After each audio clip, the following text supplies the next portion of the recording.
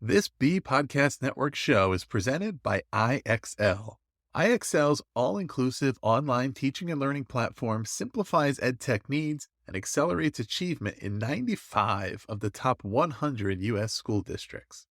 IXL delivers personalized learning across a comprehensive pre-K-12 curriculum, including math, language arts, science, and social studies, and it helps you assess student performance through actionable real-time insights at every level of your school or district. This one solution performs work that typically requires dozens of different tools. Want to find out why so many leading districts trust IXL? Visit ixl.com/BE. That's ixl.com/BE.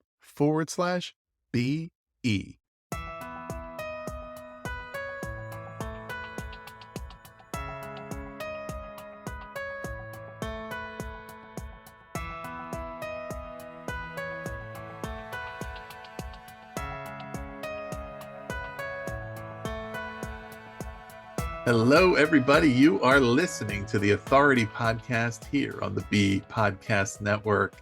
If you are a listener who's been with us before, you're a regular listener, thanks as always for being with us. We really appreciate your engagement with the show. We hope we're rewarding you with great guests, great content, and a variety of good conversations to really help you learn about all the different topics that are of interest and are of service to you in your role. If you're new to the show, welcome. Really great to have you with us. Appreciate you joining, and it's a great time to be here as we are kicking off our National Literacy Month campaign, a partnership between us at the B Podcast Network and Reading is Fundamental, in which we are going to be hosting a number of productive conversations across our network about developing kids' reading and literacy skills for life, the joy of reading, the love of reading, a lot more. We have so many great guests that'll be speaking with not only me, but other hosts across our network of shows. And it's going to be a really productive month focused on a topic that's critically important. And I have a wonderful guest, the perfect guest to start it off. It is the president and CEO of Reading is Fundamental, Alicia Levi. Alicia started her tenure with Reading is Fundamental in 2016. And since then, her vision and guidance have led to an increased digital presence, offering substantial book resources, a greater depth and breadth of community engagement, and a growth of program offerings, including the digital library, which is called Skybrary. Alicia's leadership has also ushered in an enhanced focus on the importance of race, equity, and inclusion within children's literacy, and a key pillar of RIF's programmatic offerings. During her tenure, Reading is Fundamental reached an amazing and notable milestone of serving its 100 millionth child. This is an organization that, as she'll share in our interview, started in 1966, and its work has really been critical, but this is an amazing milestone. Throughout her career, Alicia really has been committed to advancing education. She has worked to transform the lives of children through smart strategies to improve academic outcomes. And this is a conversation that has something for everybody out there. I hope you really enjoy it. Alicia, welcome to the show. Well, thank you for having me. I am thrilled to be here and just so excited. So I actually first wanted to ask you about some of the reasons for optimism about what the current trajectory looks like around literacy stats, some of the reasons to believe that we are doing some great things to solve, what has been a long-standing, decades-long crisis around reading skills. And we'll talk a little bit more about that, of course, and give context. But I think it's great to start out on the positive note, show people that there's great things happening, but then we'll fill in the details, of course, about why there still is a lot more to be done. Can you tell us a bit about, what is some of the good stuff that you're seeing right now? Well, there's a lot to celebrate for sure, Ross. I think the most important thing is to note that every time we touch a child with the power of reading and literacy, we create joy, we create opportunity, and we touch children throughout the country every day through our print and digital platforms. And that's a win. That's exactly what Reading is Fundamental and every community in this country should be doing every day, creating a culture of reading for children nationwide. there is an enormous amount of work to do, but I really appreciate that you're starting with the positive, because there is positive movement. There's positives every day. And every day that we reach a child and we create a reason for them to want to read, when we engage them in the power of reading, when we motivate them and empower them to choose their own book, we've made a difference in that child's life, and through that child, hopefully their family, their community, throughout their lives. So those are the positives. And we are at Reading is Fundamental, in partnership with federal, local, state, corporate, individual advocates. We are working really hard to ensure that every child in this country has the opportunity to read. Yeah, absolutely. And that said, of course, there's work to be done. There's always going to be likely work to be done. We can never be complacent or satisfied. And there's always evolving needs, right? And evolving opportunities, evolving goals and challenges. What is the state of children's literacy looking like overall? Is there certain statistics that kind of are at the forefront, or how in general is that measured and assessed? Yeah, it's a really great question. I like to joke with my husband, who has put up with me for over 30 years now, that my job is to work my way out of a job. I would love to see a day in this country where every child can read proficiently. I am realistic enough to recognize that it's unlikely to happen in my lifetime. But man, I'm going to work hard with all of those partners I mentioned in communities across the country to ensure that we're on the right path. But we have a lot of work to do. 67% of children entering fourth grade are not reading at a proficient level. Only 1 in 3 children living below the poverty line in this country actually have a book in their home. Those are things that RIF believes have to change. And our job, our work, is to intersect in a child's reading journey at a place that creates that excitement, that willingness, that power of reading, creating joy really for them, so that they see a reason to want to read. And of course, you and I both know, if you want to do something, you're more likely to do it again. And frequency is one of the most important fundamental building blocks in reading proficiency. So that's really what RIF focuses on. The stats can be overwhelming, and they have gotten worse since COVID and the post-COVID environment and all the learning loss that children, particularly those in the most under-resourced communities, experience. There is an enormous amount of work to do. But as you can probably tell from the tone of my voice and the work that Reading is Fundamental continues to do, we are optimistic, we are energetic, we are convinced that this is a problem that together we can solve. In my work, I've collaborated directly with hundreds of educators to support their success. Do you know which of their edtech frustrations comes up time and again? The sheer number of tools out there and the difficulty of knowing which ones schools like theirs are using to get results. IXL is different. Not only does it perform the functions of dozens of tools, it's currently delivering results for 1 in 4 U.S. students, including those in 95 of the top 100 districts.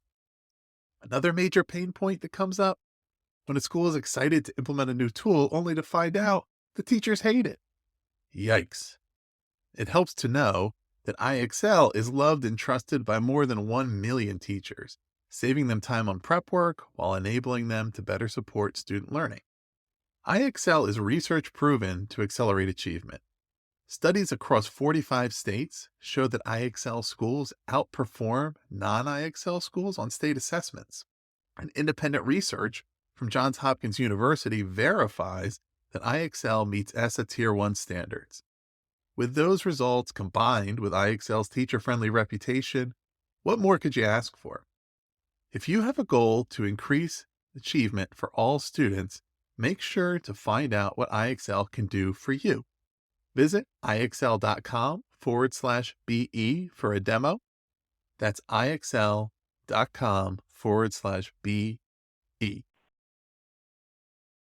Yeah, and it's something that, there's not a saturation point, I guess. Right? There's these benchmarks and definitions around proficiency and grade level and things like that, but ultimately there's no limit to how much somebody can read, how much they can enjoy reading, how many different things we can read, and how many different ways to apply it. So it's the type of thing where there's a clear focus on looking at what are the impacts on kids, on students, when they are not proficient according to their current age or grade level, and how that affects everything that they're able to do academically and otherwise. But then also, instilling, of course, that engagement and that joy of reading to make it a lifelong pursuit, to say, okay, once you have the fundamentals, once you have the skills,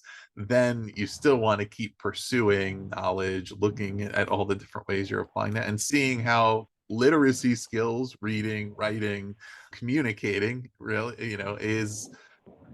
it helps to fuel everything that kids may want to do in the future, right? And helping them to understand that. And as you said, making them really feel like this is something they want to do and want to do well is maybe as critical as anything else. That if kids really continue to want to read and believe that they can, that they can and will be able to, that's the best way to ensure that they will develop those skills.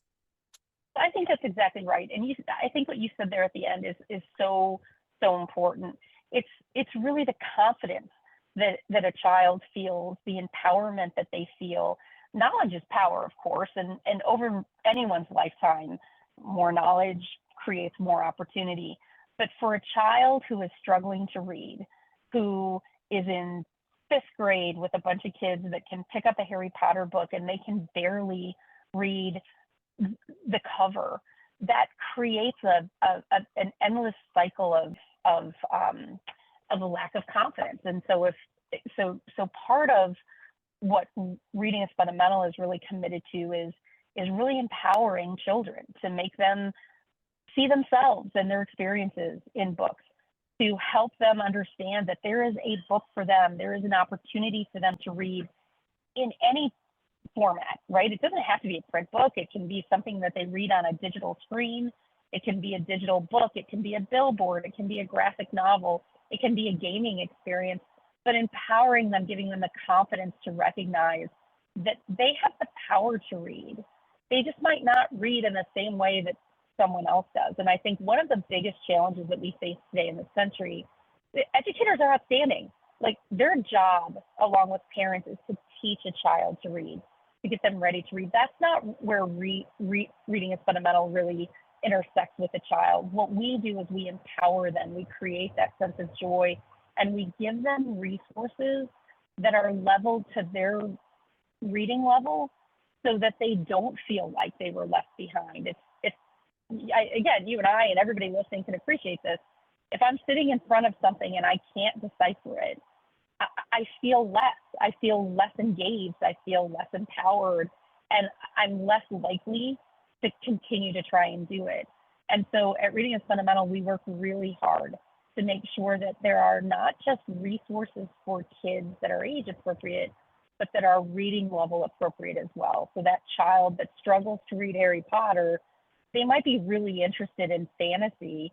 We need to make sure that they have resources that are at their level, that are relatable for them, but that they can pick up and they can feel empowered to be able to read.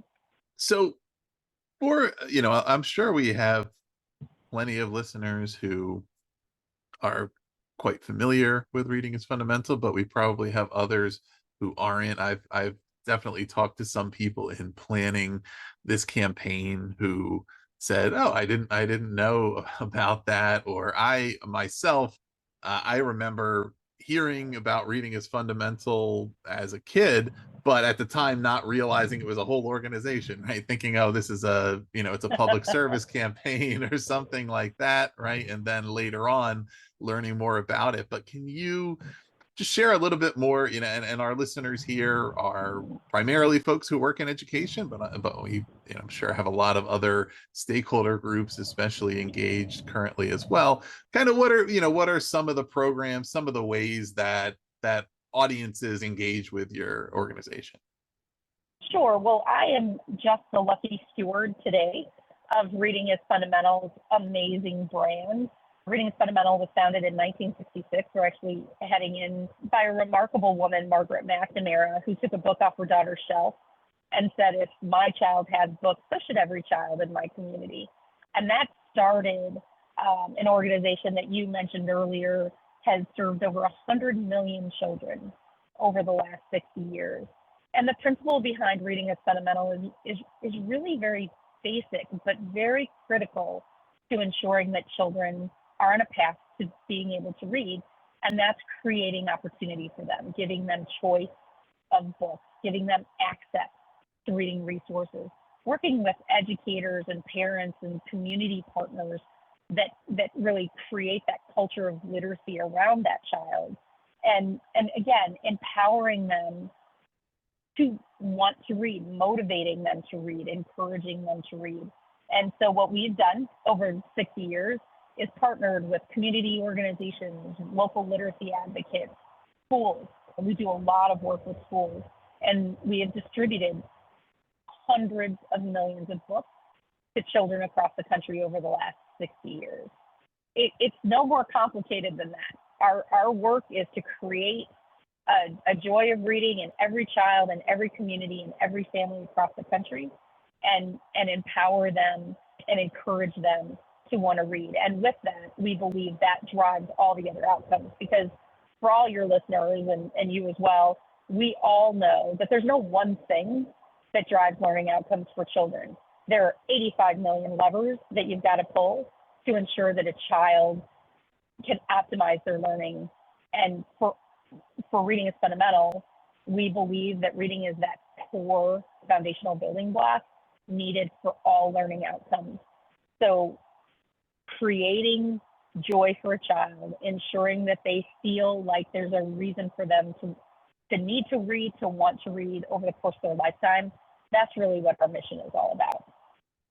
Yeah, and I'm sure there's a number of potential, at least contributing factors to that joy and to sustaining that joy. And I would imagine part of that goes to a little bit of what I referenced in the intro around, looking at things as far as what books are available, right? Not just the availability, but how do we choose the books, and who are the kids that are reading these books, and equity and inclusion considerations. Are there ongoing trends or conversations in that regard about looking at, like, how do we select books, like what kind of books do kids want to access, right, beyond just if we're able to at least get to the point of solving the initial baseline of saying, okay, we can make books available. Okay, now what books should we be making available, or how do we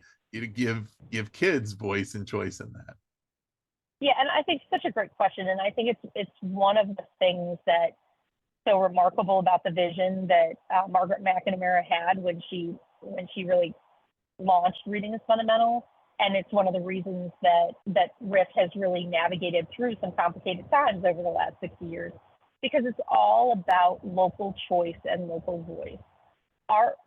We believe firmly that children should have access to books that they can relate to, in formats that they can relate to. You mentioned in my intro, as you were reading my bio, one of the things that I really focused on when I joined Reading is Fundamental was ensuring that we had a multi-platform approach to delivering access to books. 21st century children deserve 21st century solutions. There are many people out there that would have said to me and would say to me probably after hearing this, Alicia, children have to have a print book. And they should have print books, but many, many children optimize learning in digital platforms, and digital is here to stay. But so we have to reach kids where they are, in formats and with resources that they can relate to. So that's job one, making sure that children experiences in books that they might choose, but also experience other children's kind of lives and experiences as well. So having a broad range of diverse titles and resources available, that's critical.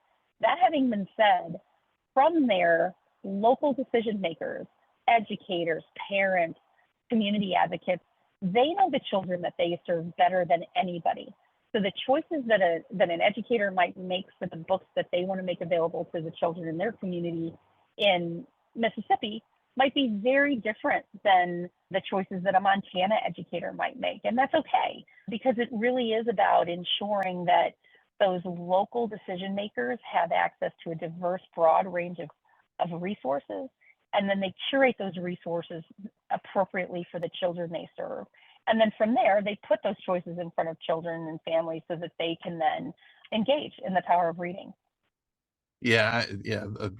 Diverse is a good word, because I mean it relates to not only representation and having access to books and other reading materials that are aligned with an individual's background, culture, experience, interests, etc., but also having the ability to engage with a variety of different types of texts and coming from different perspectives, and how one of the things that seems clear to me is that information literacy, media literacy are like inextricable from literacy skills in the modern era. It's not just about phonics and the reading fundamentals and reading comprehension. In fact, reading comprehension can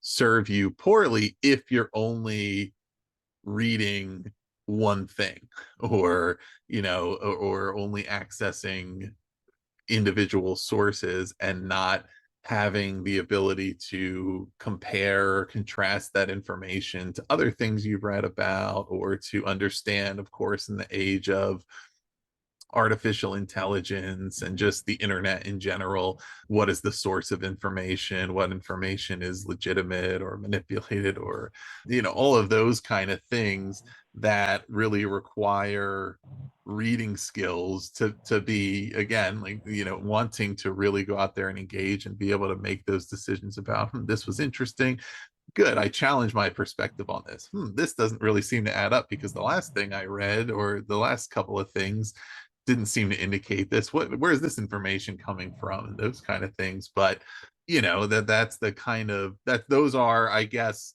more long-term things, but kids are going to deal with those. Kids, especially as they get into their adolescent years, they're certainly exposed to the world of online and there are things that maybe when previous, at least 1 to 2 generations earlier, uh, didn't have to grapple with that at a young age. They were thought of as sort of separate things. But now it just really drives home how important that is. Boy, that's so true. And I can say, just speaking from experience in my personal life, I have 3 children. They're amazing, the most amazing thing my husband and I ever did. I'm so proud of all 3 of them. But I have 2 children that are out of college, out of grad school. I have one son that's pursuing his PhD in instructional technology.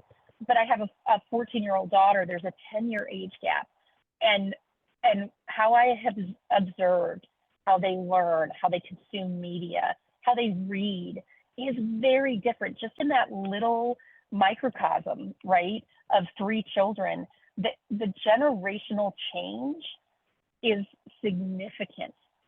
You mentioned earlier that some of your colleagues had heard of reading as fundamental when they were, remember it from being a child. That's exactly right. Reading as fundamental was everywhere in the 70s and 80s and even into the 90s, partially because there were only 4 channels, right? Cable didn't even come around until the late 80s. Like, the way RIF made people aware of the importance of reading was largely through public service campaigns, through PSAs on broadcast. Well, fast forward 30 years, we live in an incredibly diversified media environment. Information is consumed in a variety of different ways. Again, my family example, my 20 something children consume information very differently than my teenager. We have to meet kids where they are.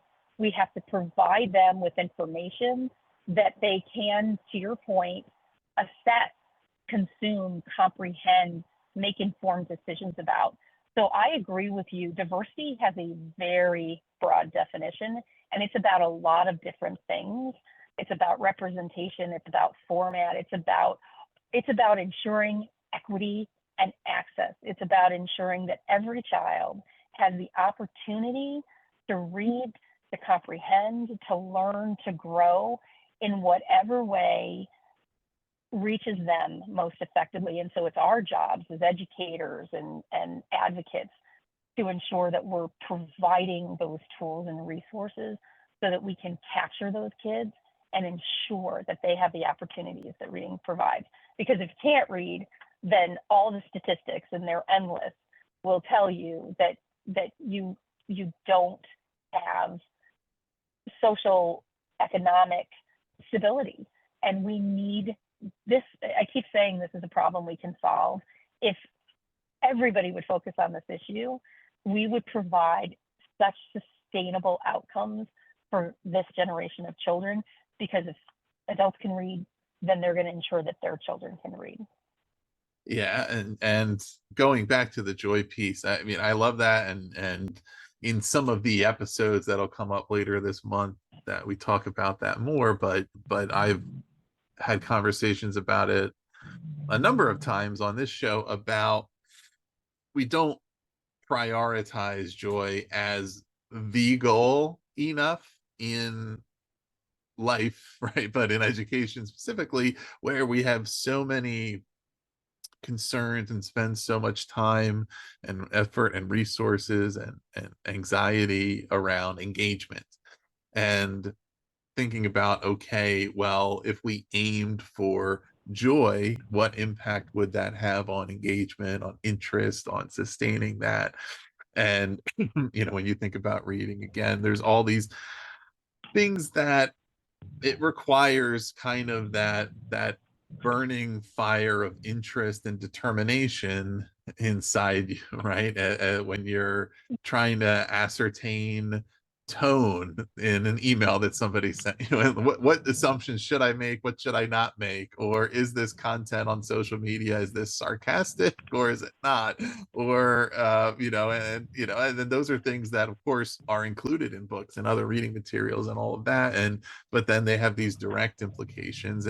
But I think navigating all of that stuff and the potential fatigue that goes along with it, with the amount of content we're all exposed to all the time, it requires that determination and that engagement to say, I really want to understand the world around me, and I want to think about these things critically, and I have confidence that when I engage with it, I will be able to draw an informed conclusion, and I'm not afraid of that or intimidated by it.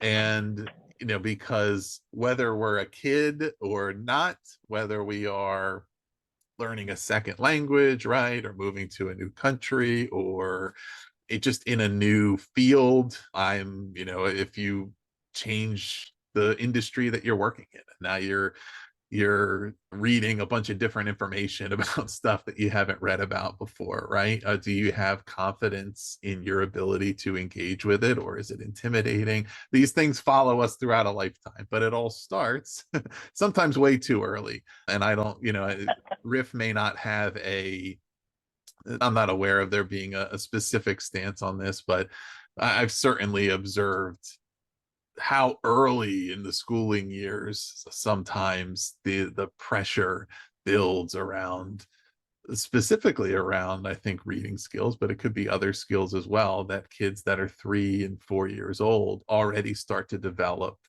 a self-conception that they might be not as advanced as their peers or not able Yeah. to do these things, versus just looking at it as, how do we just make this something that we're just enjoying it for the sake of it, and understanding that if we do that, the rest will follow, and that eventually, once we get to the appropriate stage, right, there's more rigor to the instruction and all of that. But as soon as kids start to think, okay, this is not something I'm good at, or this is something I'm going to shy away from, that's hard to break. Boy, that is, you hit the nail on the head. That is exactly right.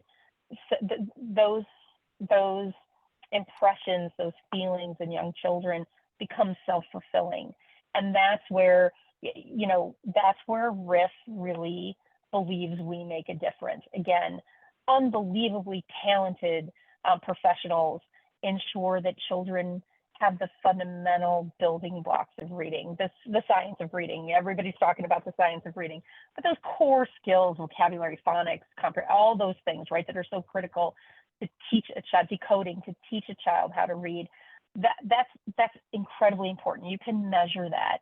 What we measure and what studies show absolutely make a difference. We measure the joy. We measure the motivation, the frequency, the engagement.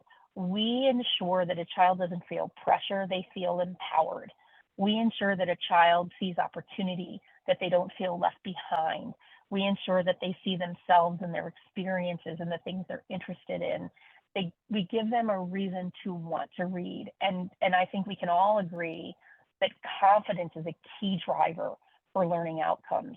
And again, there are lots of studies that demonstrate that that reading motivation, frequency, and engagement are as important to long-term sustained reading outcomes as those core building blocks from the science of reading. We actually we took some liberties with the Scarborough rope at one point, the Scarborough reading rope, and wove in, right, the joy of reading, that strand that is so important in ensuring that kids don't just know how to read, but that they want to. Because that, as we've talked about here, that's really the critical sustaining factor that drives lifelong love of learning. Yeah.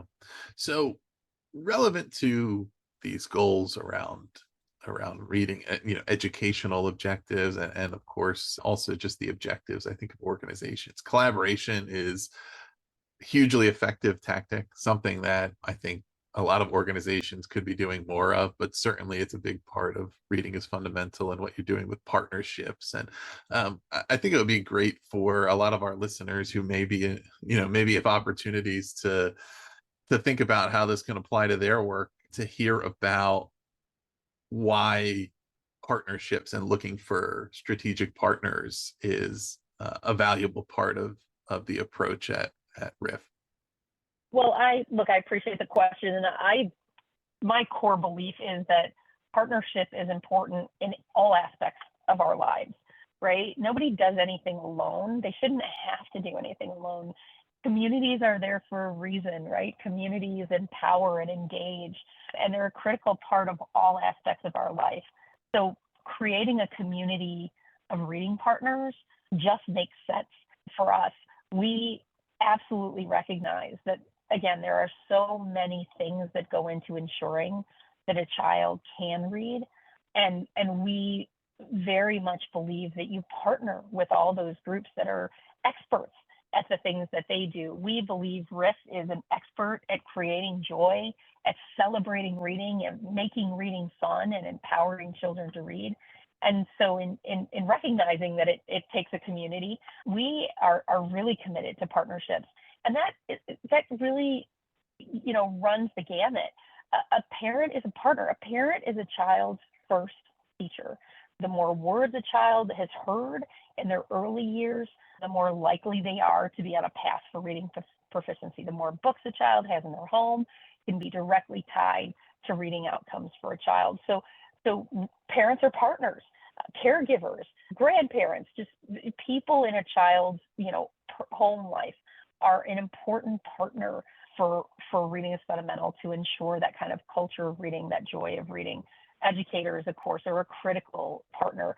School adjacent programs are critical partners. Most children experience a school adjacent pre-school, before school, after school care, summer camps and care. Those programs are partners of RIF.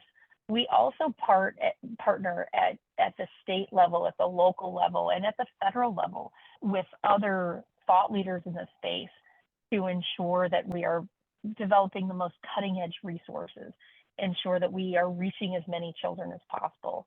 Beyond that, I consider any corporate organization, local company that wants to make a difference in their community, that wants to make sure that kids have access to books, but to make sure that their employees are engaged in activities in their community through book distributions. We work with a lot of corporate partners throughout the country. And then finally, just general literacy advocates.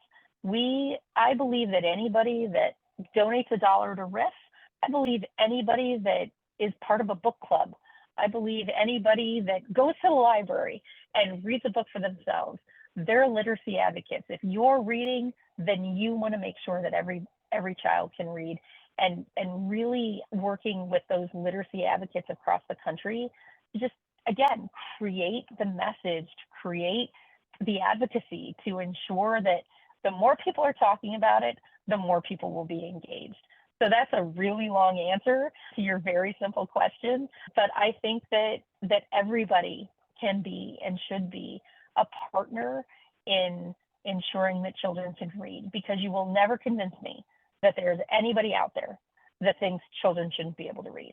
And they might have their own opinions on what they should read and print versus digital, and all of that is super fair.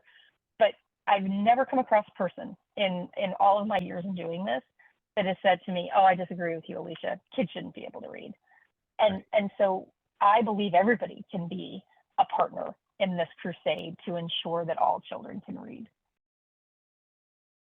Yeah, there's I think a lot of alignment in understanding of these goals and buy-in for it. And yeah, there's, I think this is part of why some people may be hesitant to engage in the literacy conversation, because some of the debates about how to do instruction can feel tedious, or they can just feel like approaches that they don't believe in are getting too much oxygen. But everybody agrees that this is an important thing, and there's a lot of opportunities to expand the reach of these discussions, of just surfacing the challenges and the goals, of giving people sometimes just very simple solutions. Sometimes it's not as complicated on an individual level as just a reminder to prioritize it, or to get one extra book, or take one extra trip to the library, or whatever it can be, that as systemically and across the scope of the entire population, it's a large challenge. But that doesn't mean that at the individual level for every kid and every adult that it has to be quite that difficult, right? Sometimes it's just starting with simple steps.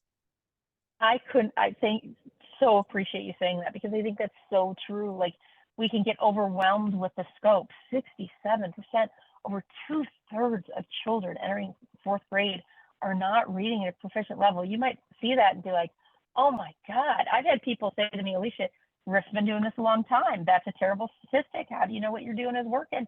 And my answer is largely what you just said. It's one child at a time. It's one parent at a time. It's one family at a time. It's one community at a time. And again, you don't give up. Like, you never, ever have I talked to somebody that said we shouldn't be doing this. How we do it, to your point, what different people might choose to do, that varies from home to home, community to community. But nobody would disagree that every child should be able to read. And so with that, how do we do it?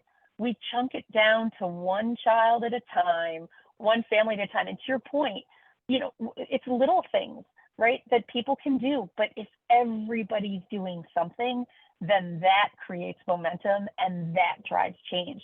So if a parent at home reads a story aloud to their child for 20 minutes every night, that makes a difference. So many parents in this country are not proficient readers themselves. So part of our challenge is figuring out a way to help them. But there are solutions. RIF has a whole host of resources for parents and community partners that are available for free on our website at rif.org. You can go to our website and find all kinds of tools and resources to help impact one child at a time, exactly what we're talking about, and really addressing the different challenges that different people might face. But again, critical mass, one child at a time, one family at a time, one school at a time, one community at a time, and suddenly everybody's talking about it again. Everybody's talking about the importance of reading. Everybody's talking about how do we make a difference for the children in our community, in our lives. And that kind of momentum really drives change. Yeah, absolutely. So Alicia, you ready for a little bit of a lightning round? I'm good. I'm ready. All right, here we go. If you weren't leading Reading is Fundamental, what would you want to be doing? Well, I will tell you that I am a mom and a wife first. And I would like to think that I'm very, very good at it because I have an outstanding family. But I can honestly tell you, I don't know. I've spent my entire career dedicated to the idea that education is truly the great equalizer. And every child should have access to the power of learning. My core belief is that you start with the ability to read. So if I wasn't doing this, I'd be volunteering and I would be one of those literacy advocates that we just talked about. Yeah. I'd be in my community doing read alouds at the local school. I'd be volunteering at my local library. I'd be doing fundraisers so that we could raise funds so every child could have a book. I'd be doing something related to this issue because I believe that this is the sustainable difference that we can make in children's lives. Absolutely. So if a parent feels that their child is not engaged, they're not currently interested in reading, what's one thing they might try? Make it relatable. When you're making dinner at night, pull out a recipe book. When you're watching TV, put closed captions on. If you're on a device, point out where there are words. If you're driving down the street, point to a billboard. If you're taking the bus, try and help them look at the map. Reading happens everywhere. It doesn't just have to happen in a book. So if I'm a parent and I have a child that's a struggling reader, just pointing out the multitude of ways that reading happens every day, that's the step that they can take to really start to make a difference. Yeah. Is there one thing that you feel like is misunderstood about the literacy crisis, as it's called? I think the thing that's misunderstood, I'm probably going to get myself in trouble here, so you can edit this part out if you need to. But here's my position on reading, and I mentioned it several times in our conversation today. I believe that it is the fundamental core building block of learning. And I think the thing that's misunderstood about reading and the importance of literacy as an investment that philanthropists, that decision makers, and that parents need to focus on is this is more important than anything.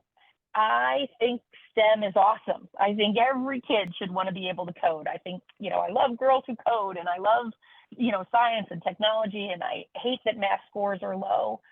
But if you can't read, you can't STEM. If you can't read, you can't code. If you can't read, you really can't math.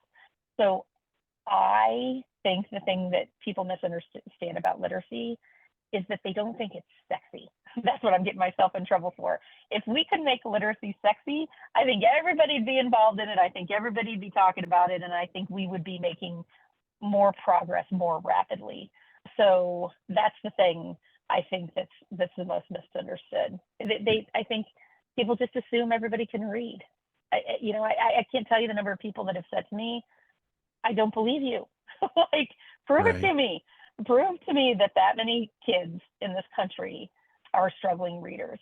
And no matter how many stats I put in front of them, and no matter how many times I talk to the brilliant people in Silicon Valley and all the places where all the technology and advancements are happening, they still really want to focus on what they can relate to, which is STEM related fields. And they're important. Don't get me wrong. I want to solve every problem. But my issue, my problem is reading. And reading is the core building block for all things that come after. So I wish that we could make it a little more sexy for people. Yeah, we might have just landed on the next campaign idea, I think. Right. Well, don't get me in too much trouble. Excellent. Are there a couple of books that stand out that made a difference for you in your career? Well, I have to tell you, I will say books that stood out in my life. I grew up in a single mom. She raised four amazing children. All of my siblings I admire every single one of them. They're incredibly successful. We're very, very close. But my mom, while working and raising a family and ensuring that, we all had the opportunities that an education would provide, she made sure that reading was important. I will share this quick story. I was in fourth grade. I grew up in a very, very small farm community in central Illinois. And in fourth grade, I won the battle of the books.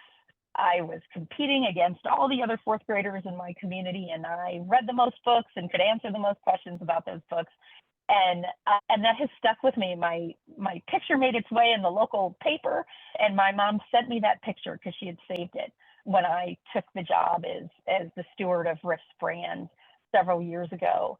And I think that it wasn't necessarily one book to answer your question. It was more that culture of reading, that importance of reading that my mom created for us, my grandparents created for us, that I think has just stuck with me. But she did read this one book, I'll Love You Forever, to all of us, all four of us. She gave us all a copy when we had our own children. I then purchased copies of that book for my children when they were born. It's just about a mother's love and the importance of family. So, that's a really special one for me. But it was really not one book that I would get under the covers and read every night. It was more about being able to read as many as I could, learn as much as I could, experience all kinds of different things from all different aspects of life. Books open the door to the world. And for a young girl that grew up in a farm in the Midwest, boy, I was inspired. Yeah. Yeah, that I used to try to negotiate sometimes with my son when he picked that book off the shelf to see if he wanted another one because I knew I couldn't get through it without crying. But eventually, I guess I became desensitized, or we just kept getting more and more books. But I know what you mean. Last question to the lightning round. If there's one thing you'd like our listeners to remember today, whether it's something we've talked about here that you want to highlight or anything else, what would it be? I think that National Literacy Month is so important. It's such a wonderful way to kind of have everybody focus on one issue at one time. What I hope listeners take away is this is an everyday issue, 365 days a year, 12 months out of the year. If we focus on getting just one child reading, encouraging, creating, a joy of reading in their lives, that will spread from them to the people in their lives. So I think, that's the one thing I would hope people take away, that this is a problem we can solve by staying focused on problem and the solution. So, Alicia, it's been so great to have you here, and we're going to have lots of great conversations throughout the month, and hopefully our listeners are going to find them super valuable. For listeners out there who are interested in getting involved or checking out any resources, of course, they can go over to the website at rif.org. But is there anything in particular you might want them to check out, or just any good ways for somebody to get involved as a first step? Yeah, so going to rif.org is a wonderful first step. One thing I didn't mention, but I think you'll hear about throughout the month, is some of my colleagues are part of the conversation. We have literally 30 plus thousand resources aligned to over 6,000 children's books that are available for free. Downloadable puzzles, vocabulary tips, lesson plans, parent engagement tips, volunteer ideas. All of these resources are available for free on our website. So I really encourage anybody listening to go to rift.org and spend some time navigating that site and see if there are resources. I am confident there are that will help you in impacting children in your community and encouraging them to read and creating a joy of reading. Excellent. Well, listeners, please do check that out. We'll put the link below to make it really easy. www.rif.org for reading is fundamental, but we'll put the link below. You can click and head right on over there, check out those resources. You can also go to thepodcast.network to learn about all of the shows across the network. And if you're new and you're enjoying this conversation, you may want to consider subscribing to The Authority. I'm going to have probably 2 episodes a week throughout September, talking all about literacy, in addition to 100 plus episodes already on the feed around all the topics that you may find interesting. So check all of that out below. You can also check out Alicia's social media and other information. So we'll put all those links there, and you can check that out and make it easy for yourself. Alicia, thanks again for being here. Thank you, and happy National Literacy Month. Yes, you too.